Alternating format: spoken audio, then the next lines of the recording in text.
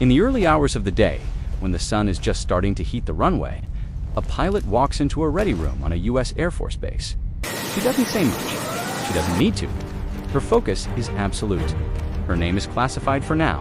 Call her the Warthog pilot.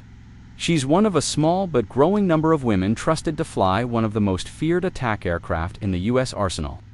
The A-10 Thunderbolt II, better known as the Warthog, she begins to gear up. It's a routine she knows by heart, but it never feels routine. The olive green flight suit goes on first. It's lightweight, flame-resistant, and designed for speed and protection. Then come the boots, tight and reinforced.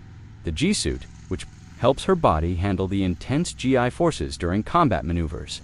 She pulls on her gloves, straps on her survival vest, checks her radio, and finally grabs the helmet. Carbon fiber comes integrated. Visor sharp dot, then it happens. The red light flashes.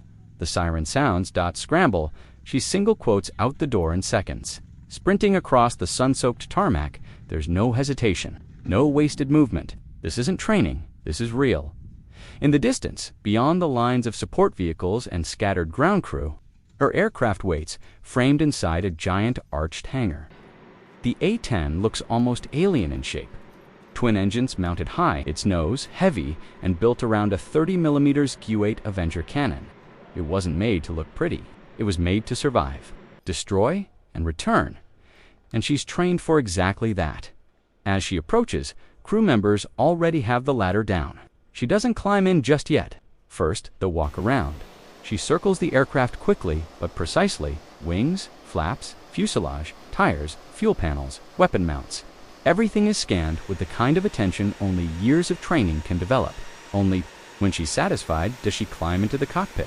The canopy drops. The world outside fades to a dull hum. Inside, it's quiet, almost meditative. Switches click, systems boot up, radios come alive. The ground crew gives the thumbs up. She responds with a nod. The twin turbofans ignite with a deep, low rumble that turns into a roar. Fiery exhaust trails glow orange as the engines spool.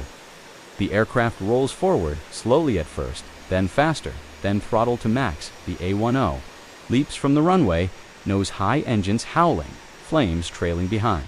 She pulls up hard, banking toward the horizon. This is not just flight, this is purpose. Let's pause, because what you just saw, a woman strapping into 12 tons of titanium and jet fuel and taking to the skies, that's still rare. Only about 10% of all U.S. Air Force pilots are women. And for fighter and attack aircraft, the numbers are even lower. Every time one of them climbs into the cockpit, they're not just doing their job. They're reshaping the definition of who gets to lead, who gets to protect, who gets to bring the thunder. Flying the A-10 isn't about speed. It's about survivability, precision, close air support. It flies low and slow on purpose, to protect troops on the ground, to take hits and keep flying. There's a reason pilots call it the flying tank, and there's a reason she chose it her mission today. It could be anything: a combat readiness alert, a support mission, a simulated enemy engagement. She doesn't need the world to know what she's doing, she just needs to do it perfectly. 5 minutes ago, she was pulling on her boots. Now, she's carving through the sky, ready to face whatever comes next. Not for glory, not for headlines, but because she trained for this, because she earned this, because this is what it means to be a United States Air Force pilot.